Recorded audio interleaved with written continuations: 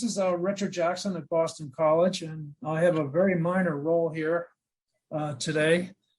And my role is to introduce Betsy Dalton, who will be introducing the exciting to see everybody. We have people from our affiliations all over the world. And this is an Include event, as you can see behind me. This is an International Collaboratory for Leadership in Universally Designed Education.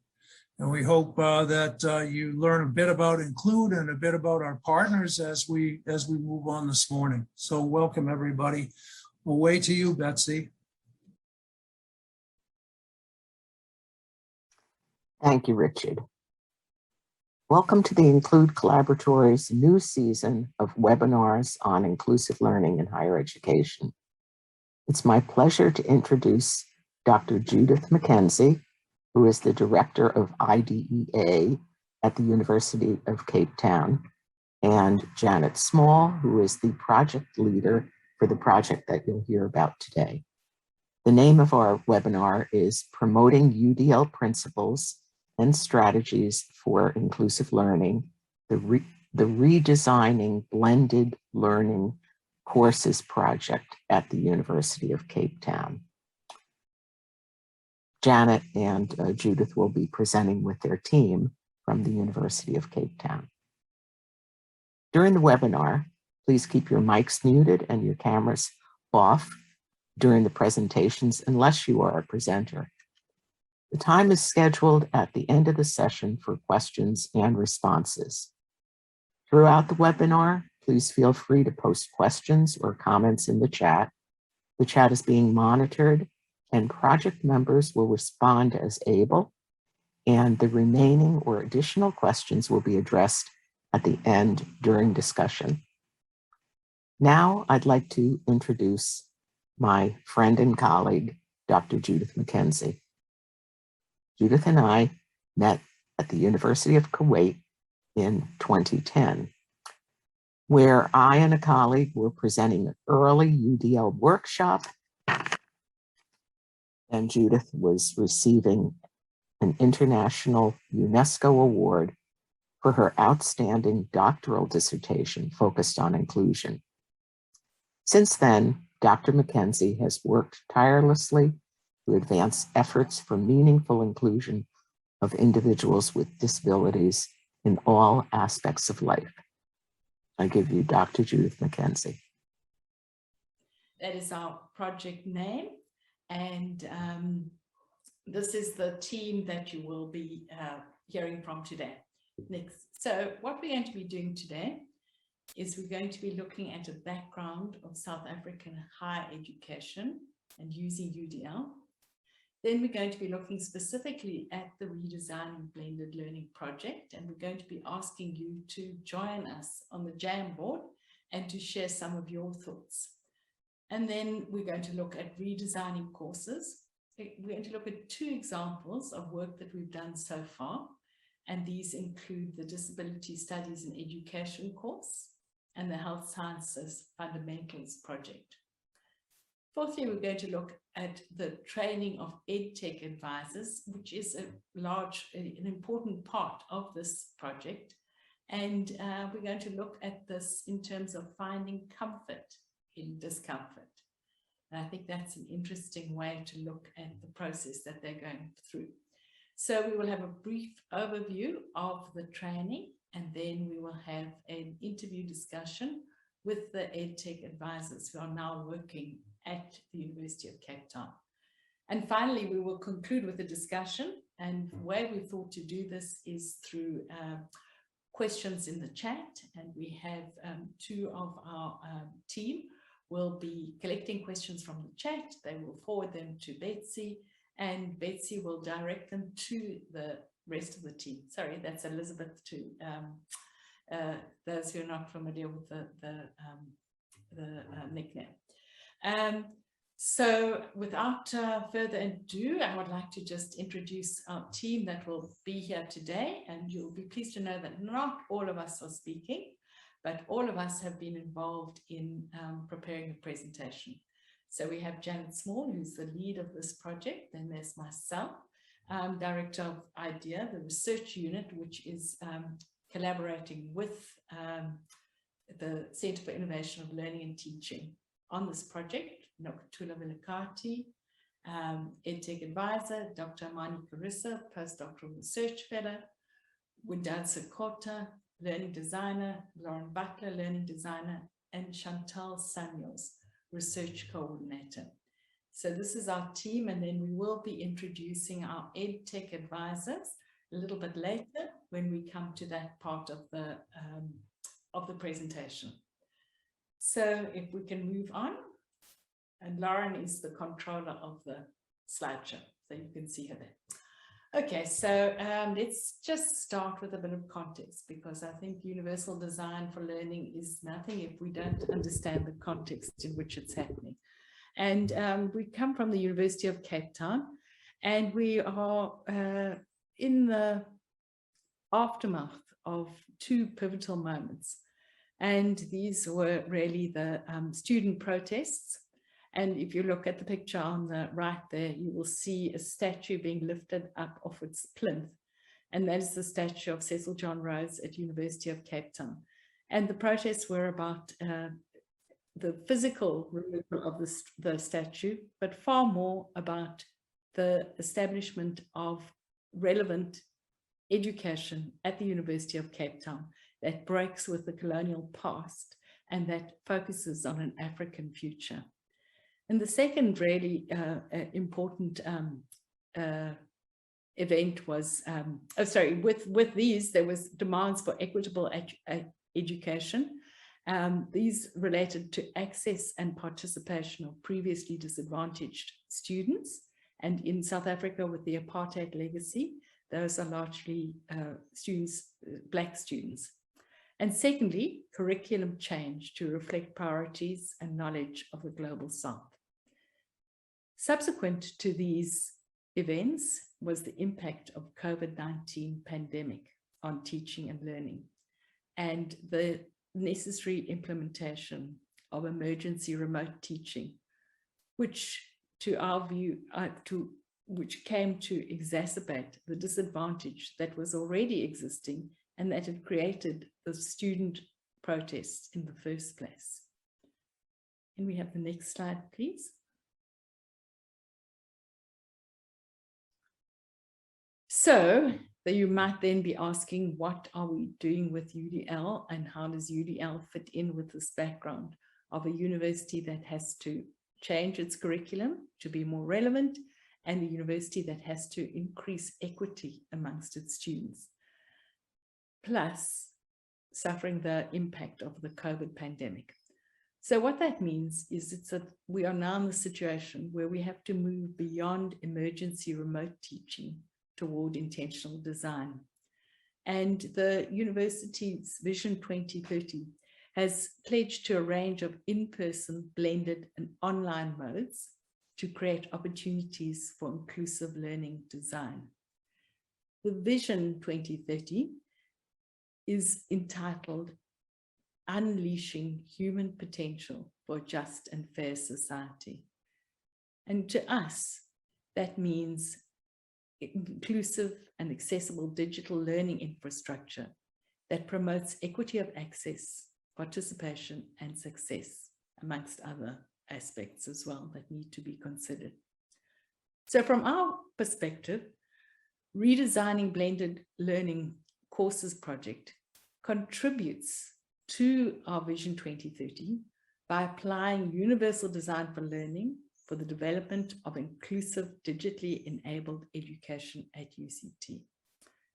This is really important for us because it means we are moving away from characterizing learners according to their deficits and penalizing unsuccessful learners, and moving towards focusing on the learning environment that we as lecturers and as university staff foster. Next slide. Thank you. And interestingly enough, if you look at this photograph of University of Cape Town on the right, you will actually see this was taken with the statue on its plinth. So you can see exactly where the statue of Rose was situated, right in the middle, very prominent place, which is why it became such a symbol of the student protests. So what we are looking at in this project is looking at the ultimate goal of UDL as developing learning expertise. And we are aiming to develop learning expertise at UCT. In this way, we want to develop students to become experts in productively navigating learning pathways so that they are strategic and goal-directed. They are able to monitor their own progress, and they are able to bring prior knowledge to new learning and to integrate new information to make it meaningful. It's very important to us that as an asset pedagogy, UDL resists and counters deficit ways of thinking, as these have been applied to students based on ability, gender, race, language, or class, and of course cause much hurt and pain within our institution and within our country. We believe that UDL and our UDL approach can be part of strategic alliances against exclusion by disrupting the normative center of what education is supposed to look like. Without that normative center, it becomes harder to define who is included and who is excluded. And this will create spaces for diverse ways of learning and teaching. Next slide, please. So the specific challenges that we face in UDL, and this is why we wanted to give this introductory bit so that you do understand from our context while applying UDL, that there are specific challenges that are relevant to our context. Firstly, the decolonial project at UCT calls on us to be engaged critically with universal design for learning and to explore whether there are ways in which the concepts have been developed that potentially privilege knowledge of the global north and devalue or misrecognize African forms of knowing. We also recognize that language use is critical to the conversation about decolonial practices and the need to address cultural dispossession and powerlessness. In South Africa, there are 11 official languages, and it is very, and yet really only 2 of them are fully used as medium of instruction within universities. So that is a big issue for us. And then another issue that we need to look at is, we say we're looking at developing learning expertise, but does this actually contribute to social justice? How does learning expertise contribute to social justice? And that, I think, is going to be a challenge that will come through our project. We would like to say a lot more by the time we get to the end. The other reason that we find UDL so appealing is that it is particularly invoked to address the systemic inequality faced by students with disabilities. But we are using this approach strategically to have a much broader application and to ensure the inclusion of students with disabilities. The other challenge that we face is that there's a perception of educators that the implementation of UDL will add yet another element to their workload. And this project is going to be grappling with that to a large extent. So the next slide, I think then we are moving to a specific discussion of the project, and I'm going to call on my colleague Janet Small to take over from here. Thanks, Janet. Thank you, Judy. So I'm going to just take you through a few slides about the project itself. Some of them will kind of blend and overlap with what Judy said, but I think we're just trying to build a picture of the background before our colleagues speak about some of the work we've already begun, which we think is most interesting and we'd really like to share. So I'm Janet, as Judy said. I'm not a doctor. I'm a learning designer and work in the Center for Innovation, Learning and Teaching, involved in supporting staff at the university with teaching and learning, particularly with online and blended models. And I've got the privilege of leading this project with an amazing bunch of colleagues, many of whom are more expert than I on UDL, which is fortunate. So we have a really great team, very dynamic and exciting team of people. And not all of them are here today, but we have quite a few in the room. So we saw this as a project, as an opportunity to bring UDL into our mainstream course design work, given our context and the particular moment we're in, which Judy's just been talking about. So I'm going to briefly describe the project origins and goals before we go into the details. So Lauren, will you go to the next slide, please? Okay, so as Judy said, it's called the Redesigning Blended Learning Courses Project. It is funded by the South African Department of Higher Education and Training as part of its University Capacity Development Grants program, which identifies priority areas. And then universities put forward projects within those kind of broad themes. And for this period, 2021 to 2023, blended education was part of that priority area, and this the proposal developed and supported by our university, and has the full support of the Deputy Vice Chancellor for Teaching and Learning and the Deputy Deans from across the 6 faculties, which is really important to us because it's got a lot of support institutionally. It includes really quite a number of key stakeholders. It's led by, as I said, our center, which works in sort of 3 broad areas: course and curriculum design, which is the team that's really involved in this, academic staff development and support, and learning technology. So it's the interface of teaching and learning and technologies as well. And we encourage through our work the adoption of innovative practices that benefit student learning and enhance student learning. And in the past 18 months, we've been doing really, really intensive support work as we've done this massive online pivot as everybody around the world is doing. And as Judy said, we're now in a place where we can do a bit more thoughtful work around the design of a blended model as we can start to slowly restore some in-person teaching, but it's going to be a while still for us in South Africa. SILT has partnered with Disability Studies Division, where Judy, Amani, and Chantal, who've been introduced to, are on the team. And we've worked with the Disability Studies Division for several years on other projects, particularly developing 5 massive open online courses related to teacher empowerment for disability inclusion. And it's through this work with Judy that our units become particularly exposed to UDL and its potential to kind of to really deliver enhanced education opportunities for students at our institution. So we're really grateful for the collaboration, and IDEA, the research unit, including Disability and Education in Africa, is one of our key partners, which is providing a lot of expert research and sort of model development for us. We're also working with the Disability Studies Service, which is especially giving us input around standards with accessibility for online and blended education.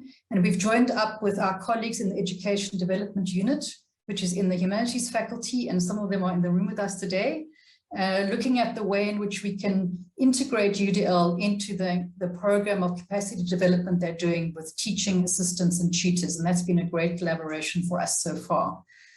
Okay, next slide, please, Lauren. So as Judy mentioned, this project is linked to the university sort of Vision 2030, and part of it is developing the concept of digitally enabled education. And basically it's to look at transforming the kind of form of education so it delivers a sort of more socially engaged, relevant and inclusive experience for students at our university. And so, you know, that digital is becoming a means towards creating the best possible learning experience for the greatest number of students rather than just like a thing to do. And that's really the way that we're approaching it. So currently our unit, the SILT, does a whole lot of support around digital education, blended and online, that relate to things like course design, making use of the ABC method. Some of you in the room who are doing learning design might be familiar with this method based on Diana Laurie-Lard's conversational framework, and it's popularized by the University College London's approach. And Lauren and Widad will describe to you the way we're trying to use it and integrate it with UDL. We also do course reviews for academics and teaching staff, looking at diagnostic checklists to look at short and long-term improvements to courses. We're involved in staff development and training, offering webinars and short courses on a range of skills around teaching and pedagogy. And we do develop self-help resources and sort of individual consultations. And the plan is to integrate UDL into all these kinds of services that are offered at the university, so it becomes sort of part of what's offered and what's done. So you'll hear a bit more about what we're beginning in the slides to come, but just to go on to the next slide, Lauren, we've clustered the work into 3 sort of strands: research, training, and and advocacy. So in the research, we're really talking about research to produce models and guides, not research necessarily to publish, although we might publish, but the research is based on developing models that can help us find course designs that are suitable for different disciplinary contexts and student needs. And Betsy is also working with colleagues of ours on this, and I think this is one of the interesting parts of the work we're looking at. We're actually working with a couple of pilot courses to start looking at this, and this is what Lauren will give you a little bit of a taster about where we've gotten started. We're trying to work on developing minimum standards or guidelines for effective blended course design, which incorporates UDL. And we're at a very lucky moment because we're currently reviewing our learning management system. And so it's an opportunity for us to input into the needs that the learning management system needs to have around UDL and accessibility. We've done some work on that already. Okay, next slide, please, Lauren. So then training is the other strand, and in this first year we are focusing on recruiting and training what we're calling EdTech advisors, who are senior postgraduate students who are trained to give support to teaching staff for their courses, to review their courses and improve the way the sites and so on are set up. And you'll meet a few of these EdTech advisors later on today. And Widad and Tula, I think, will be talking a bit about the way that they've approached the training, which I think has been really exciting and very innovative. We'll also do some work with academic staff through webinars and our regular staff outreach programs. And as I mentioned earlier, we're working with colleagues in the humanities faculty to work with their teaching assistants, which has also been quite an interesting project so far. They might comment on it in the chat or later in questions. Okay, next slide, Lauren. So the last sort of strand is advocacy, and obviously as part of this, we're wanting to lobby for the adoption and promote the approach of UDL. So we sort of, alongside the other work we're doing, we're trying to develop shareable resources and material we'll use for promoting the approach. And advocacy is also part of my colleague Tula's portfolio, and we're starting some interesting work, and we've been looking around at what's around out there. So on that topic, on my sort of second last slide, Lauren, just go to the next topic. We have been doing some sort of review of what's really being done, because we know that there's great work happening. And so we'd really like to know whether you would be able to, whether you're willing to sort of share any practices you're currently implementing yourselves, the way in which you are already doing UDL, what you've tried out, any projects that are already completed or in process. We'd love to hear about them. And if you're willing to share your approach and your resources, please won't you just either put a URL or address on the post for us. So we've already seen some really amazing material from colleagues of Johns Hopkins University's called Huddle, Hopkins Universal Design for Learning approach.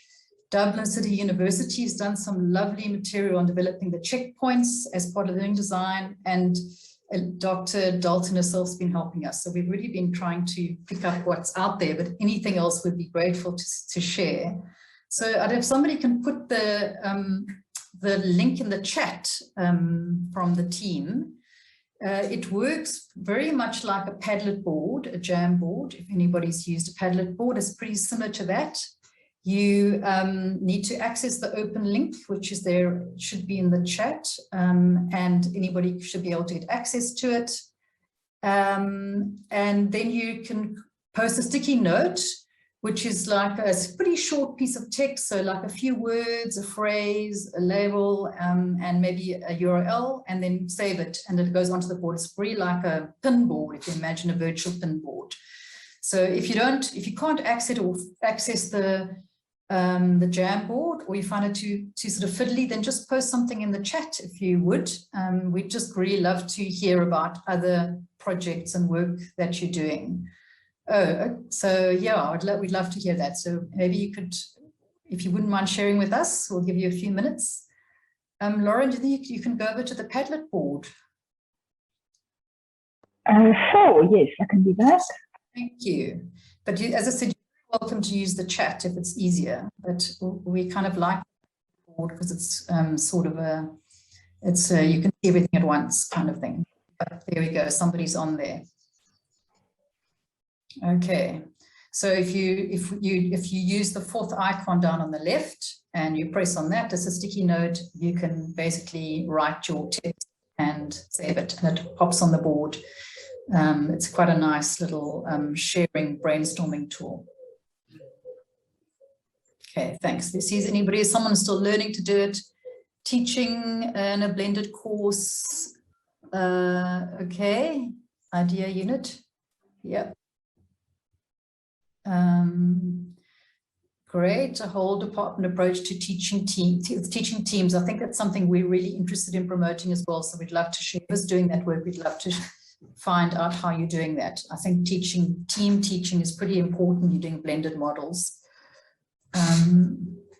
Anything else?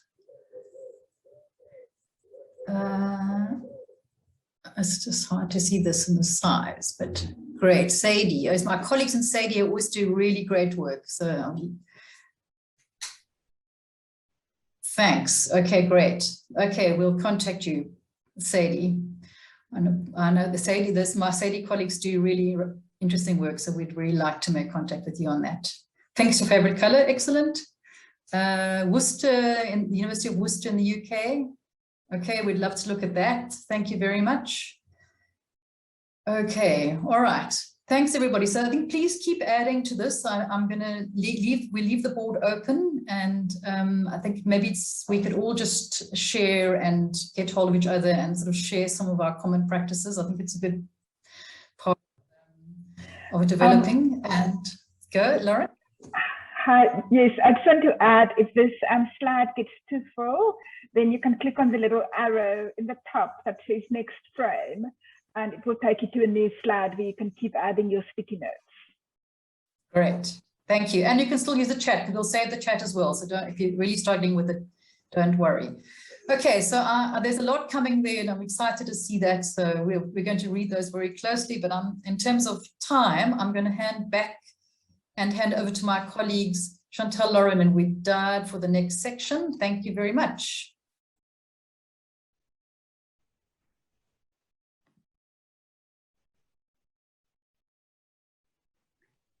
Good day, everyone. Are you able to, is my camera on? Yes, we can see you and hear you. Okay, perfect. Thank you, Lauren. So I'm Chantal Samuels, and I will briefly discuss the Disability Studies in Education course, and then hand over to Lauren, who will address the course design process. To give context to this course, it is important to note that South Africa has adopted an inclusive education policy to address barriers to learning in the education system. However, the implementation of this policy is hampered by the lack of teachers' skills and knowledge in differentiating the curriculum. A report on a one-day workshop conducted with teachers and therapists in South Africa demonstrated that one, knowledge of UDL was appropriate and useful in the South African context as a strategy for curriculum differentiation in inclusive classrooms. It also provided a relatively simple and comprehensive approach for curriculum differentiation.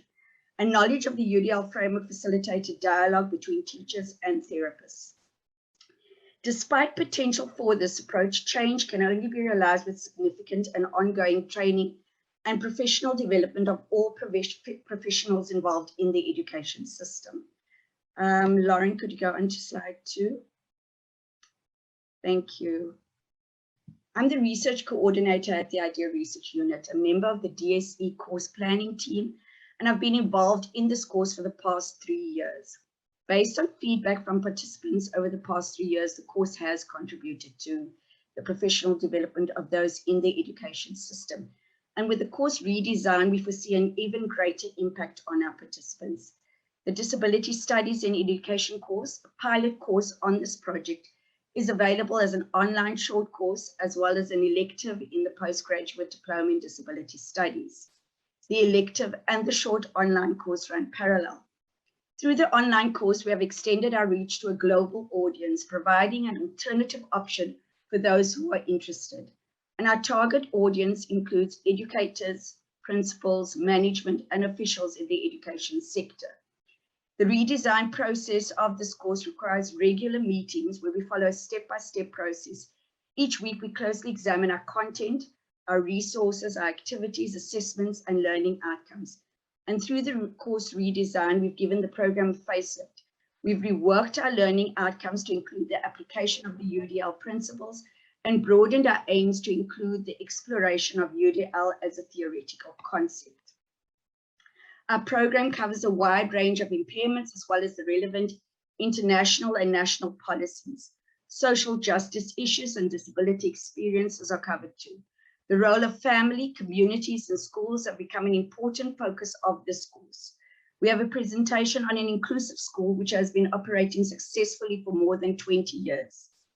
Decoloniality, curriculum adaptation, and UDL has been part of the program in the past, but this year we dedicated entire sessions to these topics and largely focused on the integration of UDL principles in the course design.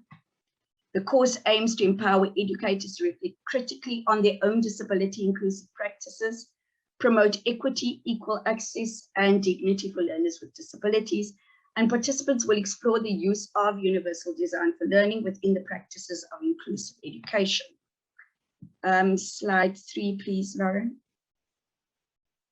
In regards to our course learning outcomes, participants are required to analyze our education in the Global South, can meet the goal of inclusive and equitable quality education, and promote lifelong learning opportunities for all. They also need to interpret barriers to learning for people with severe to profound sensory, physical, or intellectual disabilities from a disability studies in education perspective. Furthermore, evaluate changes to educational provision, including curriculum development, which address barriers to learning for children with disabilities. And in addition to this, propose instructional strategies that promote disability inclusion by applying principles of universal design for learning. While the transition from traditional, slide 4, sorry, Lauren. Thank you. While the transition from traditional learning environments to online learning has been challenging for students and teachers, it has encouraged creative and critical thinking in our educational spaces and developed skills. We are not only addressing the theoretical concept of universal design for learning as a topic in our course program, with an entire session dedicated to explaining how learning occurs through the UDL principles, but we've also embedded these principles in the course, integrating these principles in our course design. Universal Design for Learning model has provided guiding principles for our course design. The backwards design approach which we use is about understanding the objectives of the learning outcomes of the course and incorporating multiple teaching methods that allow for multiple means of assessment. We are focusing on equal access to information and incorporating ways to limit or remove barriers to access and participation of the participant. We are in the process of aligning the presentation of content and coursework with the UDL principles. We are carefully considering document formats, transcripts, collaborative activities, and learning management tools. Our learning designer, Lauren, and her EdTech advisors are giving careful consideration to the options made possible by digital media to incorporate UDL principles to ensure students have access to information, demonstrate their understanding of the concepts, and become actively engaged in the learning process. We have multiple means of accessing the course. The course can be completed as part of the postgraduate diploma or as an online short course, as I've mentioned. In addition, this online short course has allowed us to extend our reach and provided a training opportunity to a global audience specifically interested in disability and education. We've not limited the course to simply an explanation of the UDL principles in which they learn how learning occurs through the UDL principles, but have designed the course in a way that allows them to experience how learning occurs through the UDL principles. The course design should maximize their learning opportunities and provide participants with strategies to maximize the learning opportunities of their learners. In addition, participants of this course will engage and share ideas on a global scale with various stakeholders within the education sector. The course design provides a framework for understanding the value of UDL, the strategies in implementing UDL, and should increase competence and confidence of educators in their own disability practices related to curriculum. The course is aligned with the UCT's Vision 2030 and more broadly aligned with international and national policies, with extensive consideration given to inclusive practices. When reflecting on this process, I thought that it is a time-consuming process, but rewarding at the same time. And it gives me great pleasure to know that we are not only teaching inclusive practices, but implementing inclusive practices and providing educators with knowledge and skills in curriculum adaptation and UDL principles. Thank you, Lauren. And now I'll be handing over to you to just elaborate on the course design process. Right, yes. Thank you, Chantal. So Chantal gave you this great overview of the course, and I will be going a bit more into the actual process of redesigning the course according to UDL principles. So I'm Lauren Butler, and I'm a learning designer at SILT, the Center for Innovation in Learning and Teaching at UCT. And I'm sure you've seen many different job descriptions for learning designers. Sometimes they are called instructional designers, among other titles. But at UCT, the learning designers, are responsible for working with a lecturer to go through a process of designing, producing, and building their course onto the learning management system that we use. And up to now, most of the courses we created were started from scratch. So they had nothing. We worked with them to develop their learning outcomes, develop their material, etc. But going forward, the work we will do will primarily be based on existing courses, and we will go through a process of redesigning them based on the Universal Design for Learning principles. So the process of redesigning blended courses will be similar to the process we follow in creating courses from scratch. We will, however, it will be accelerated because the content is there already. So the process we follow includes looking at the course's big idea, the non-negotiables, the current context of the course in terms of who the students are, what the teaching method is, and also the layout of the course.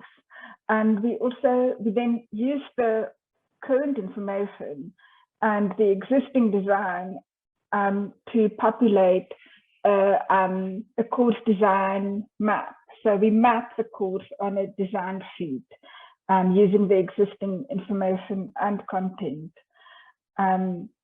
Next, we go through a process to review the learning outcomes based on Bloom's revised taxonomy, and we ensure that we rephrase the learning outcomes in terms of a verb, the content, skill, or disposition to demonstrate via the verb, as well as the context in which the demonstration must take place.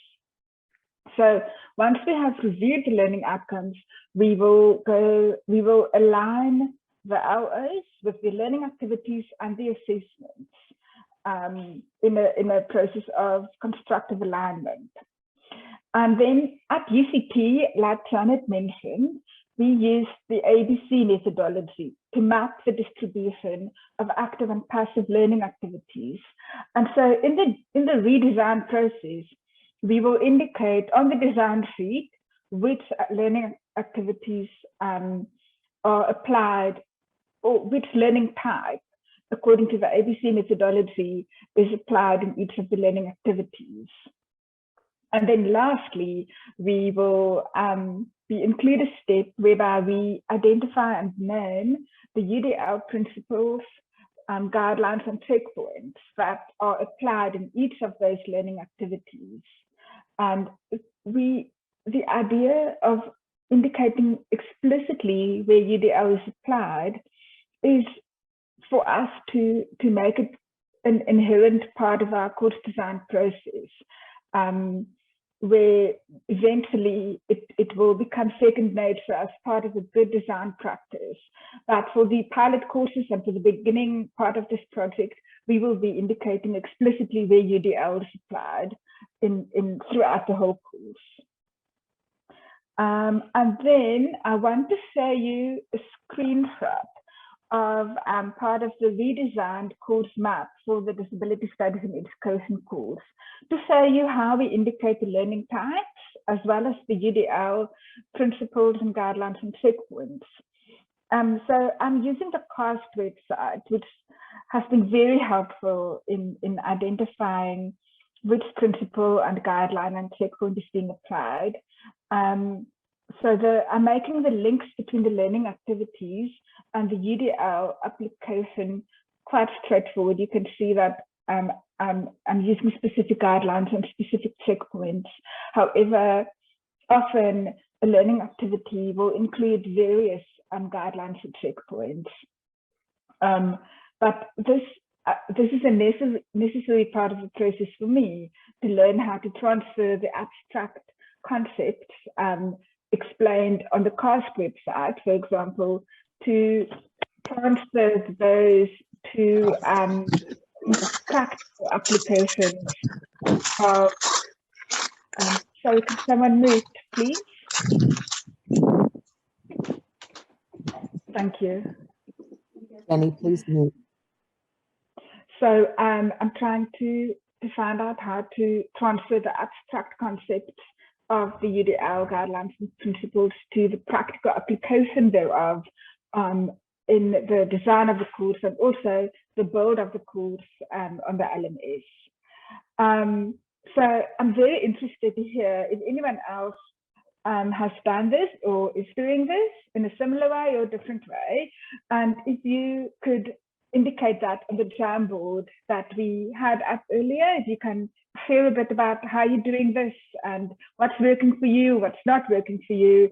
This is early in the process for us, and it would be lovely to hear from everyone here and maybe find ways to tweak or reflect on how we are going about this process. Okay, thank you very much. I'm going to hand over to my colleague, Widad. Thank you so much, Lauren. Hi, everyone. My name is Widad, and I am, like Lauren, a learning designer at UCT. And in this part of the presentation, I'm going to tell you just a little about the second case, the Health Science Fundamentals project that we worked on. So this is an extended program that supports students from various divisions within the health science faculty who have not been successful in their first semester courses. So in this project, the academics had existing content, but requested assistance in reorganizing their course site on the university's LMS system called Ruler, so that content would be more consistent, exciting, accessible, and inclusive. You can go to the next slide, Lauren, please. Thank you. So what we done, we started off showing some examples of built courses, highlighting features they may want to consider for their course sites, such as grouping information, different ways that instructional text could be added, adding multiple formats of the same file, and using icons to signal certain learning activities. We then discussed with academics what course features were needed for their course site and how they can be customized based on the learning needs of the students in the Health Science Fundamentals project. We then set up a custom lesson building how-to guide document, together, the EdTech advisors and myself and academics were using this guide, this document, to populate content on the LMS site that was to be accessible, exciting, and to have a consistent layout.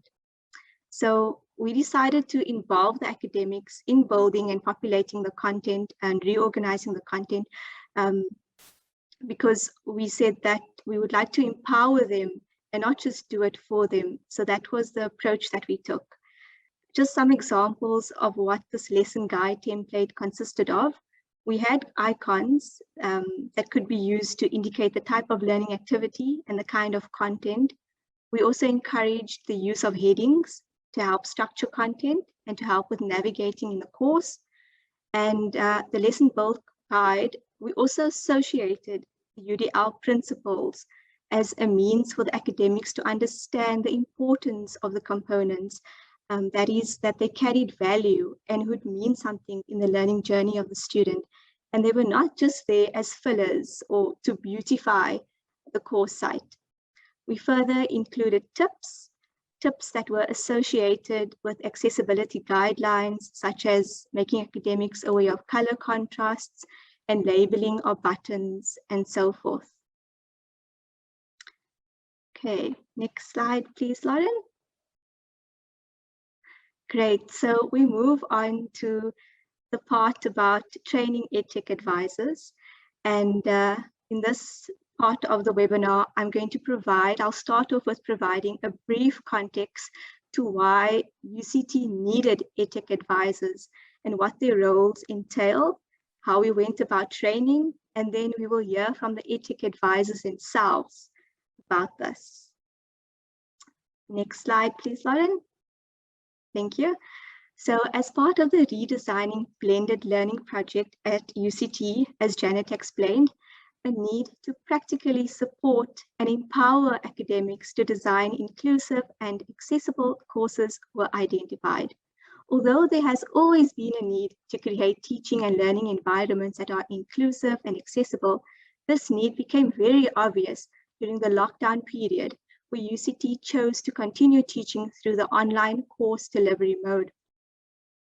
This need translated into recruiting and training postgraduate students to work as EdTech advisors who would perform key roles such as identifying student learning needs, as well as gaps in learning materials, helping with the creation of learning materials that are based on UDL principles and that meet minimum accessible guidelines, using technologies to enhance inclusivity within various academic disciplines, as well as advising and assisting in the reorganization of courses and materials to support deep learning and understanding of threshold concepts, assisting with surveys and data analytics to support learning, advocating for inclusive learning and teaching in the South African higher education context.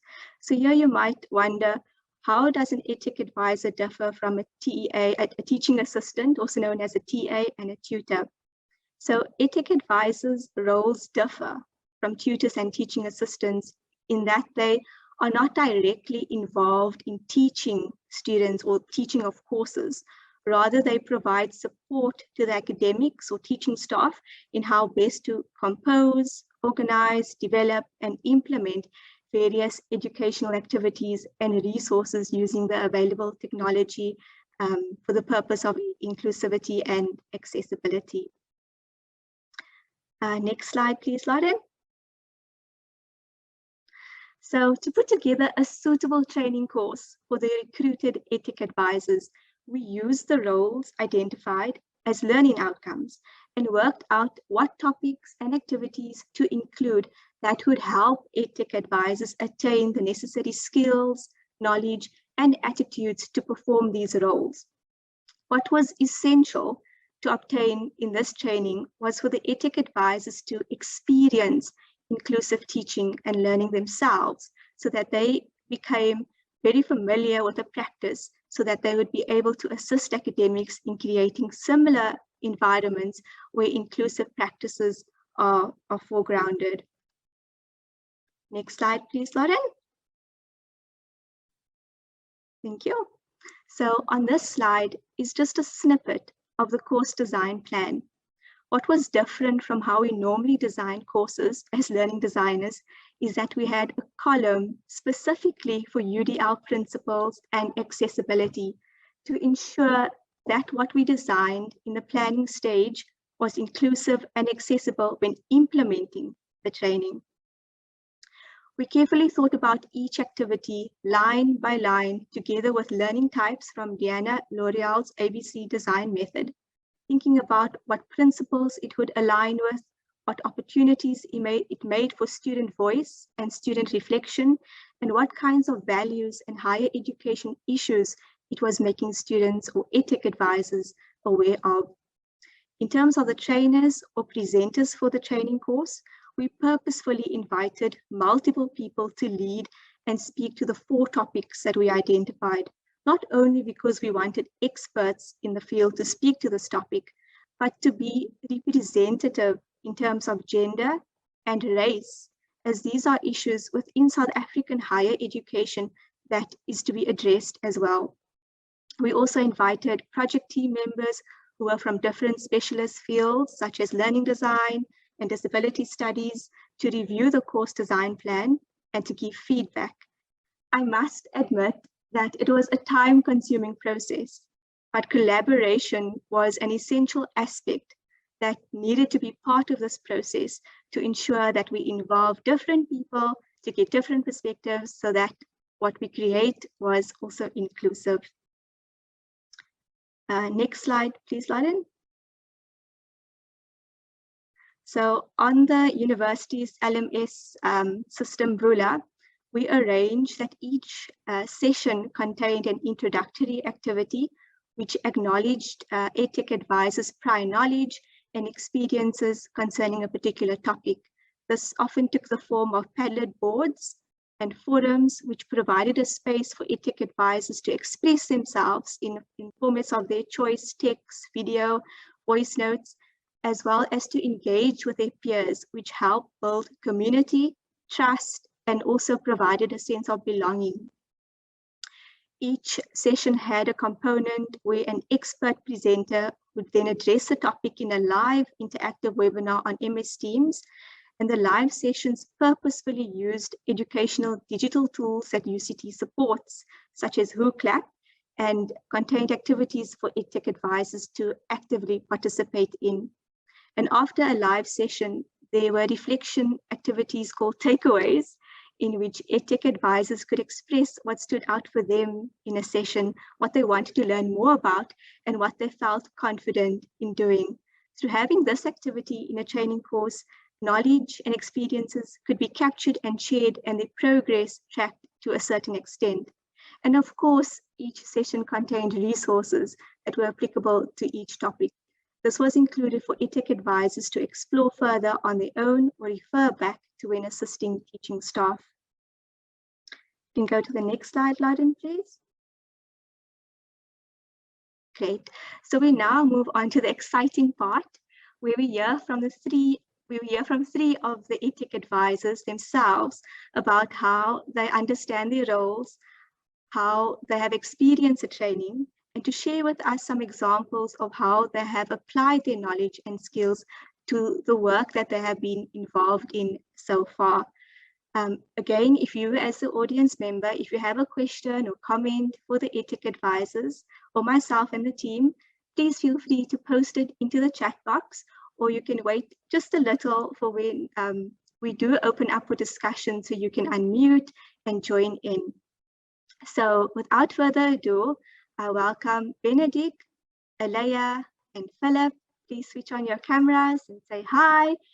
And before we get started, I'm going to just ask Benedict and Alea and Philip if they can kindly introduce themselves, just to tell us a little bit about themselves and what drew them to becoming an EdTech advisor. Benedict, would you like to start? Am I visible? I think this is when Yes, the you UDL. are. Oh, Maybe perfect. just move your screen a little bit, Benedict, so we can see your face. This way? Oh.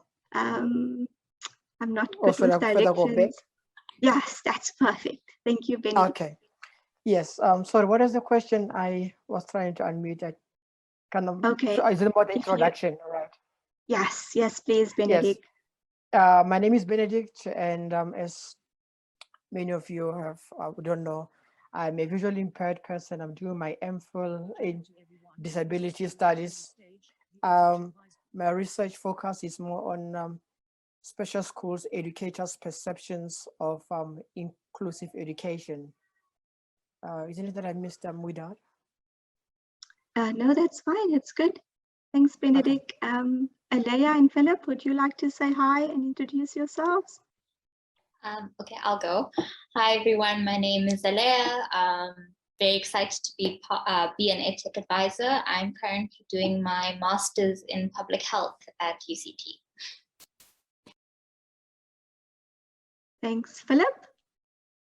Good time of day to you all. My name is Philip Dambisia, and as you heard already, I'm an EdTech advisor and also a Master of Public Health student at the University of Cape Town. Great, thank you so much. So Benedict, can you tell us what is your understanding of your role as an EdTech advisor? I think for me, as a visually impaired person who has been in the academic space for quite some time, I kind of realize how in most cases, these spaces are very much challenging and difficult for a person like me to participate, even to engage, even for other persons with disabilities. So I see my role here as an EdTech advisor as to review all these new developments and where possible, work with the developers and designers on more universal accessibility and inclusive participation. Yep. Great, Benedict. Alea and Philip, do you want to share your thoughts on that question? What is your understanding of your role as an EdTech advisor?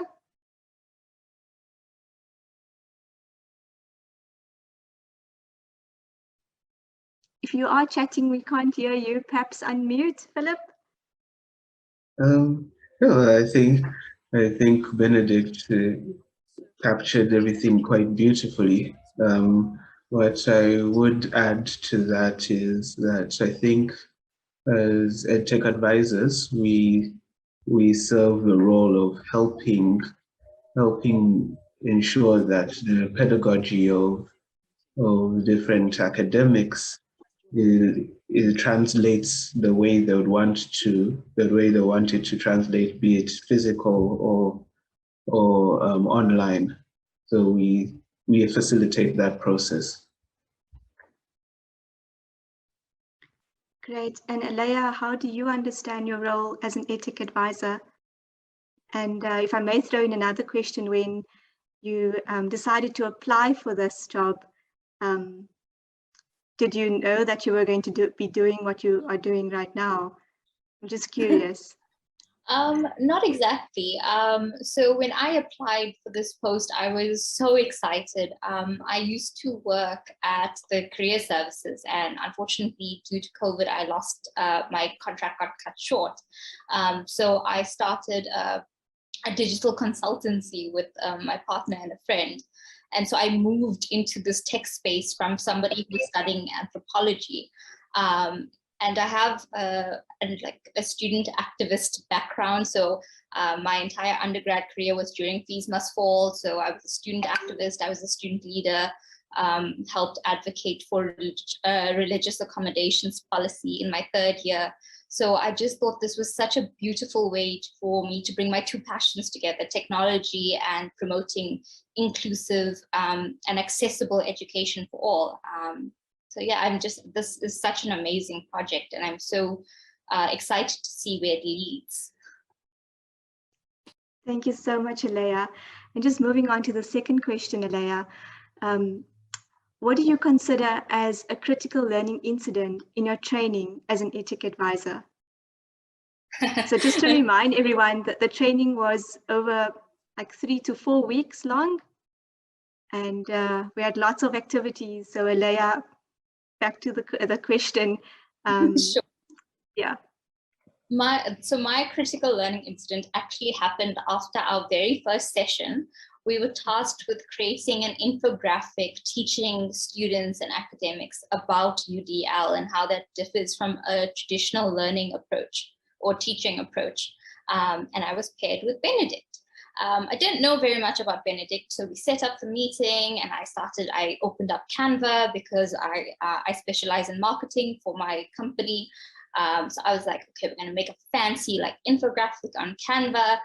And then I start sharing my screen and I'm like, Benedict, can you see? And then Benedict says, no, I can't see. And I didn't understand what he was trying to say. And then he had to explain to me he had a visual impairment. And so then I had to really like rethink about the way we were going to collaborate on this document.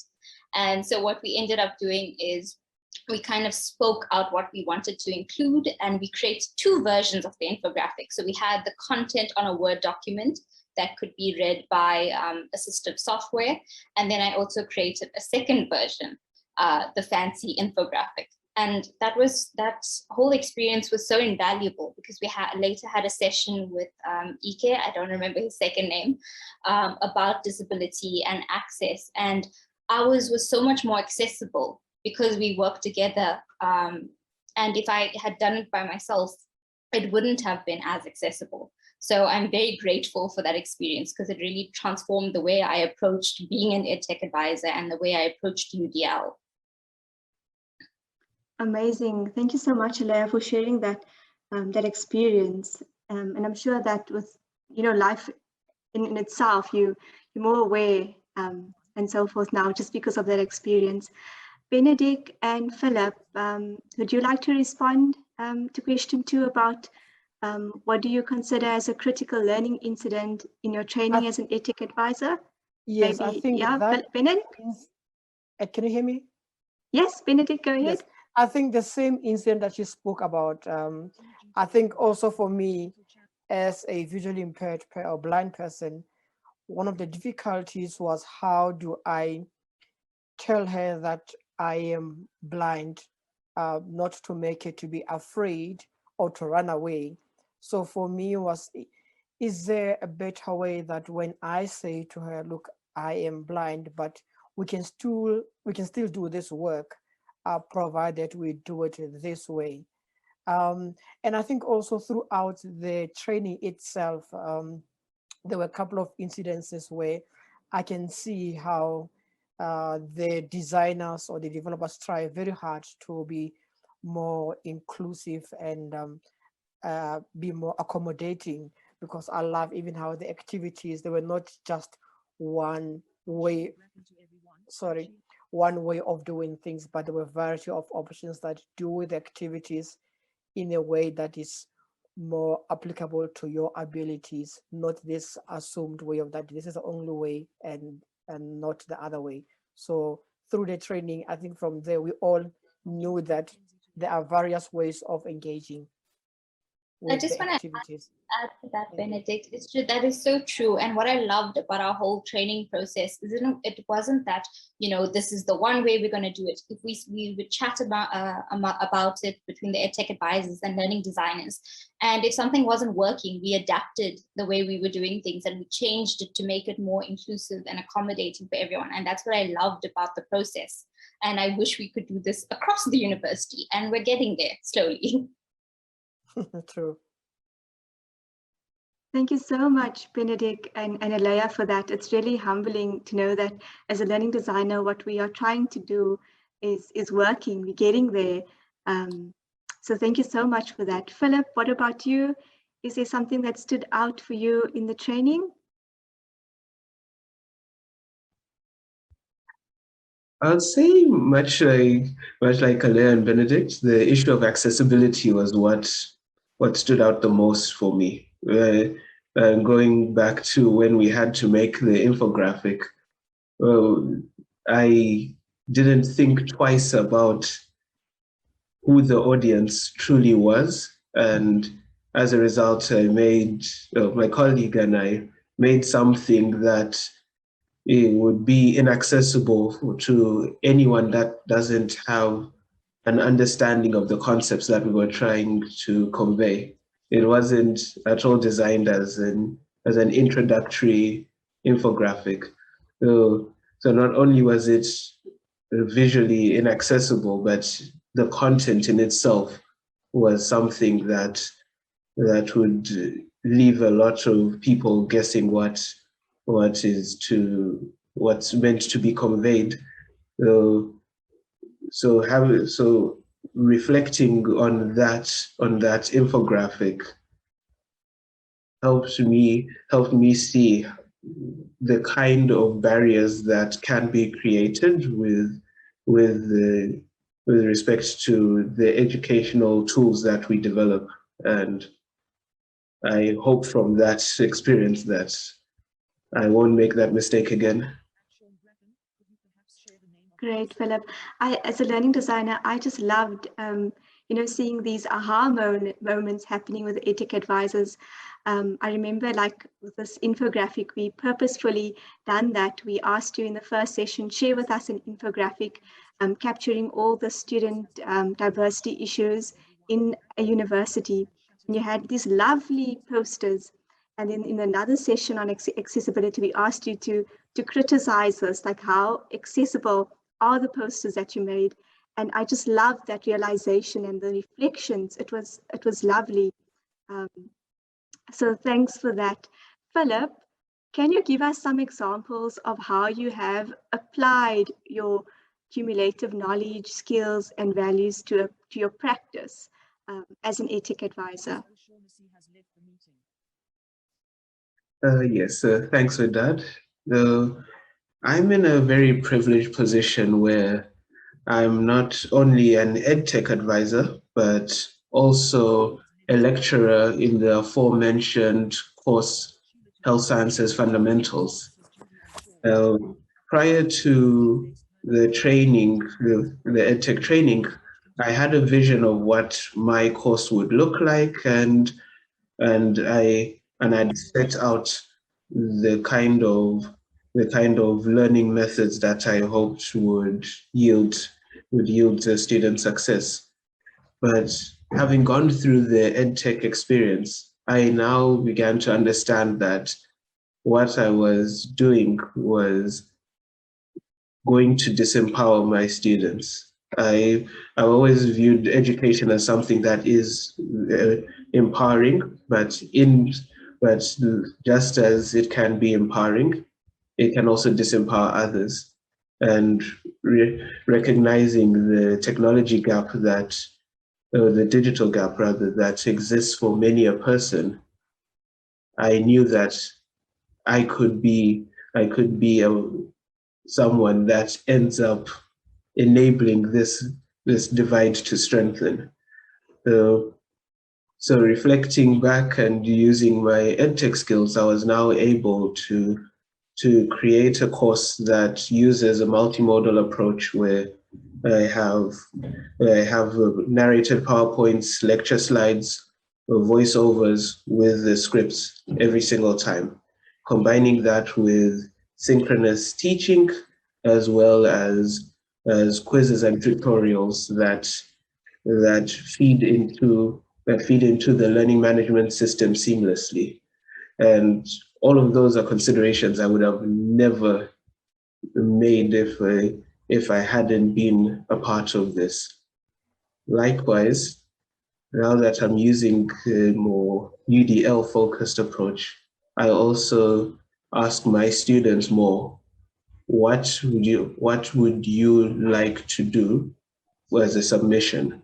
Do you want to give oral answers? Do you want us to have quizzes in the synchronous sessions so that I play into their strengths more?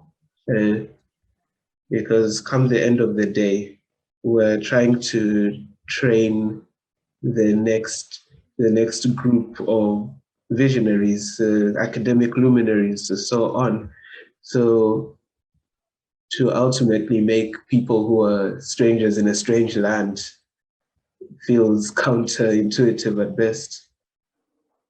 So come the end of the day, I'd say that being an EdTech advisor has helped me ensure that my pedagogy is not just actualized, but it speaks to the values that I want to impart and the values that I want to stand by. Amazing, very amazing, Philip. I'm just reading one of the chat messages from Richard Jackson, and he also says this panel is truly outstanding. Alea and Benedict, would you like to add to the third question about any examples that you'd like to share with how you applying your cumulative knowledge and skills and values to the projects that you are assigned to work on? Sure. It's kind so what I was going to say, I wanted to touch on what Philip mentioned about engaging with his students in a new way. When I was a student, we learned about Paulo Freire's banking model of education and how you shouldn't treat students as empty vessels that you can just pour knowledge into. You have to treat them as beings who come with their own knowledge and experiences. And that's what I love about UDL so much. Because when we develop these sites, we really think about, okay, what do the students know and what kind of backgrounds are they coming from? And so you try to think about those things when you're designing your courses. And I think that really helps in trying to move away from that banking model of education. I think for me, Great. what the impact it will have on students who are different like myself, that every time we don't have to go to the lecturer and say, sorry, I can't do this, or this is not applicable to my abilities. So I think for me, what I really loved about the whole process is that at least it will make the lives of any student more normal, instead of continuing to make students feel as if they are not part of the institutions of higher learning. They were just added there. Brilliant, excellent points made, Benedict. And I'm so happy that we have chosen ETIC advisors who have also been students, who are also students, postgraduate students at UCT. So they also have first-hand knowledge of the gaps, especially on the LMS system and now in the online setting, and the roles that they are playing. It's just been amazing. I'm just conscious of time. I'd like to know if there's anyone from the audience who would like to engage with our ETIC advisors and the rest of the team on any of the items that we've shared. If you do have a question as a participant, feel free to unmute and just identify yourself and ask your question.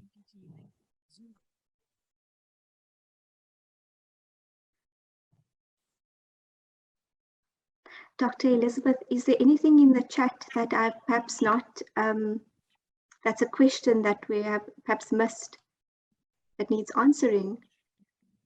Yes, there are a few questions, but before we move on to that, as host, I just want to say thank you so much, Wadad, for hosting this panel, and thank you so much to all of the EdTech advisors.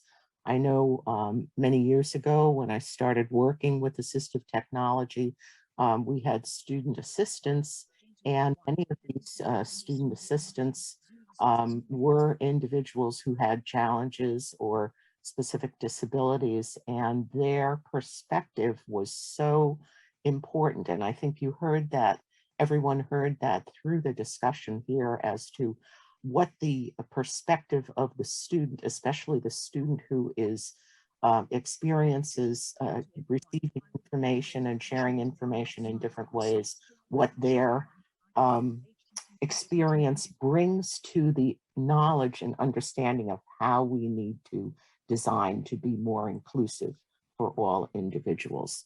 So there are a few questions. Here's one. And I can open this up to really anyone from, UCT. Do you find that UDL is applied differently in different contexts, particularly in different disciplines and subjects? So from your experience, could you speak to that?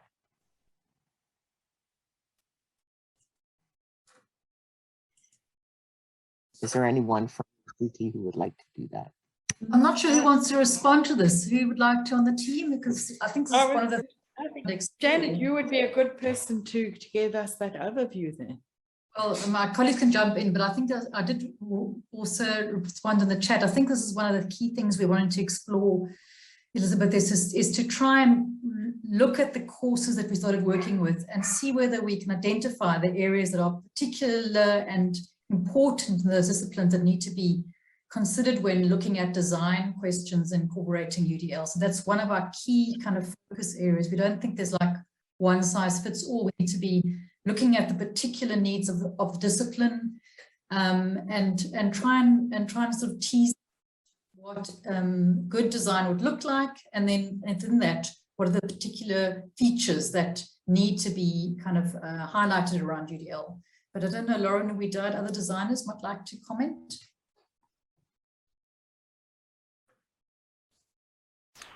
I don't have anything to add to that, Fran.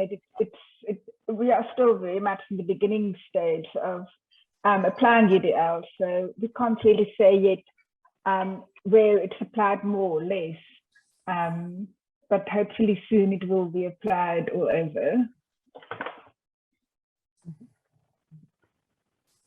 Thank you so much. There's another question here. It says, we're curious to learn about participatory approaches to learning design with students, forming part of the design teams. And of course, we have heard about your ed tech advisors. Are there any other aspects of participatory involvement of students that either you're doing there at UCT or that you're hoping to do in the future? I can give some examples of that, Betsy. I think that with the disability studies and education course, we've had students who have actually come through the course who are now teaching it. So, for example, Chantal completed the course and now she is designing it and teaching it and being part of that team. So there is that kind of moving through the course and contributing afterwards. I think we are now going to a very exciting stage. I love the idea of the expert learners, of where we actually take that a whole lot further and start asking questions like Philip is asking in his classes. How would you like this to be tested? How are we going to do this? And actually engaging the students a lot more in terms of how we're teaching. So I think that's a development that I think is quite exciting and that we're looking forward to. And in fact, we're being guided in that by students already. So that's, I don't know if anybody else would like to add to that. I can add to that. Approach. Sorry, carry on. Alea? Okay, we're working on the humanities. And what we suggest, well, something that we are looking at is doing like a midterm questionnaire to students to ask them how they found the course so far and how we can make that better. So we can get direct feedback from the students, and then we can try and incorporate it for the second part of the course to try and incorporate some more UDL principles. Mm-hmm. Yeah, exactly. Great example, Alea. I'm just going to say that it's not really one approach though across the campus. So I think it depends on particular context of the course and the team teaching and so on. But I think what Alea is saying about promoting kind of feedback systems, feedback loops in your teaching is something we definitely look as part of an approach that would be linked to a UDL principle of action and so on. Mm-hmm. Yes, absolutely. And it also, in my mind, connects to the whole idea of formative assessments that we assess as we go along. And so what you're talking about is assessing the actual design of the course while the students are in the process of taking the course. And that certainly within education has been shown to be a very effective way to assess and then be able to make modifications as you go along. So I think you guys are in the right direction. Are you ready for another question now? here we go. Hey, can I just say one thing? Somebody was talking in the chat about the disciplinary focused design work around UDL, and it seems like it would be a really useful thing to share if people have been exploring that. And I think there was a book reference put into the chat. I was reading everything quite fast, but maybe I could ask if that gets shared.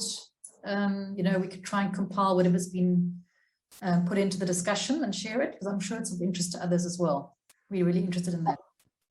Absolutely. And one of the things that I did do was post in the chat how anyone can save the chat onto their computer. You just go to the chat function, you open the chat box, and in the lower right-hand corner, you'll see 3 dots. And if you click on those dots, it will open up a menu where you can save that chat. So people will be able to save it themselves, but we will definitely do that at the end of this session. So there is another very interesting comment and question. So it first says, fantastic focus on intersectionality of identities and the potential of UDL to incorporate variabilities in all of their manifestations. I wonder to what extent the learner voice has informed the development of the decolonialization process. Has that been formalized? So that's really getting a little bit deeper into some of those things that you talked about in the beginning, Judith. Well, I think that we are in a situation now where we have students themselves that can answer that question. So all I can say is I think that the student voice has made itself heard loud and clear. The extent to which it's been formalized is obviously patchy. We do have a curriculum change working group that has specified, that has developed a whole lot of ways in which the curriculum needs to change in the ways that the Roads Must Fall protest led us. But I'd also like to ask if Alea and Philip would like to make a comment as well, as I know that they've been around for all of these momentous events at the university, and maybe they have a comment on whether they feel that their voice has been heard and whether it's been formalized. Alea, Philip?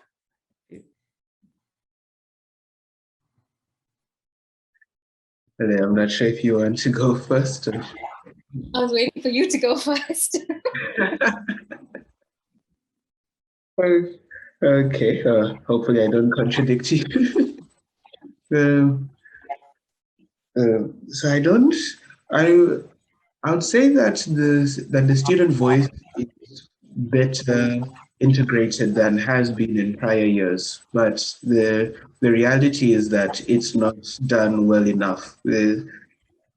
On too many occasions, it's a case of the academic is the expert in this, and just as Leah highlighted earlier, the student is taken as a tabula rasa or blank slate, and where you're just trying to feed information into them, and as a result, you don't see enough engagement between the curriculum developers and the students in what is needed and the best ways to build on that, on the respective knowledge bases. With that said, I do think that there are people who are coming around and trying to form more participatory methods of addressing this, and using feedback forms and opportunities to address Madia's points in a more holistic way. But if there's any call to action that I can impart here, I think it's that we need to do more to make sure that the respective curricula reflects the students that are there presently and the students to come. Thank you, Philip. Alea? I definitely agree with Philip. I think the whole fees must fall process and movement has definitely increased the student voice, and some departments have responded to it amazingly. I can speak from my experience in the anthropology department at UC. They were amazing. So we were constantly talking with our lecturers about how we can change up the course. I remember I had a course once where we created our own curriculum for if we had to teach the course. And so we each had like a week, and we assigned readings, and we spoke about what we were going to teach. And that was so wonderful, because it gave the lecturer a way to rethink about the way they were going to reteach their course. And I definitely think there are other ways for different departments to include a student approach or participatory approach by, for example, before a course starts, there should be an email or some communication with the students as to what their challenges might be like, or how can their learning needs be better accommodated.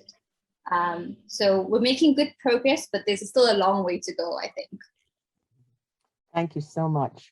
Well, we are truly at the end of our time for our fantastic webinar offered from the whole team there at the University of Cape Town. I'm sure that all who are here will agree that it has been an extremely rich learning experience for us all. We compliment you on your model there at UCT, and we hope to hear more about it in the future. And we thank everyone. There's one remaining question. People wondered if this recording is going to be available. It will be available on the Include website. So you just search for Include Collaboratory. You will find our website. And actually, Ashna, if you could post the address of the website in the chat for everyone to see, then they'll have it.